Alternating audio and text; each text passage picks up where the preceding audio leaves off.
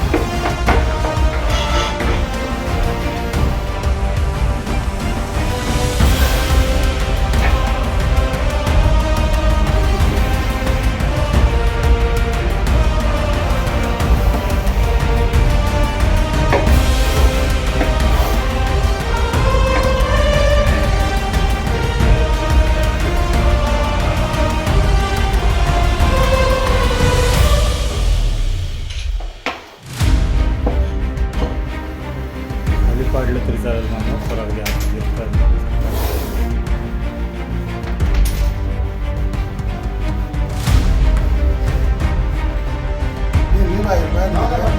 गडबड करू नका, कुणीच काही करू नका,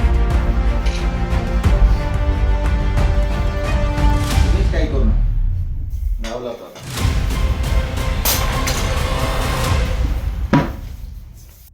मी खाली घरात माझ्या झोपलो होतो. माझी मिसेस इथं होती. 4:30 वाजण्याच्या सुमारास मिसेसने मला आवाज दिला, जोरात आवाज दिला. ती का आवाज देते म्हणून मी उठलो. तुम्हाला सांगितलं ते बघा तिथं काय आहे, सापच आहे असं सांगितल्यानंतर मी उठलो, लाईटी लावल्या, मग बघितलं तर साप शोकेच्या याच्याहून इकडे जाताना मी बघितला. मी ताबडतोब आमच्या शेजारी राहणारे पत्रकार राजेश बारणे यांना फोन केला व आमचे सोसायटीचे कर्मचारी माळप्पा यांना ताबडतोब बोलून घेतलं. त्यानंतर राजेश बारणे ताबडतोब भास्कर माळी मामांना फोन लावला. ते सर्पमित्र ते ताबडतोब आले व त्यांनी चांगल्या प्रकारे साप पकडलेला आहे.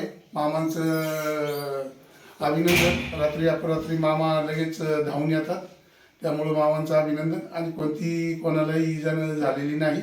आणि मामांनी नाक पकडून रात्रोरात्री मला व माझ्या कुटुंबाला सहकार्य केलं, त्याबद्दल मामांचं आमच्या कुटुंबाच्या वतीने अभिनंदन आणि धन्यवाद.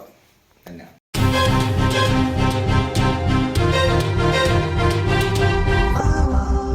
परिपूर्ण सत्य.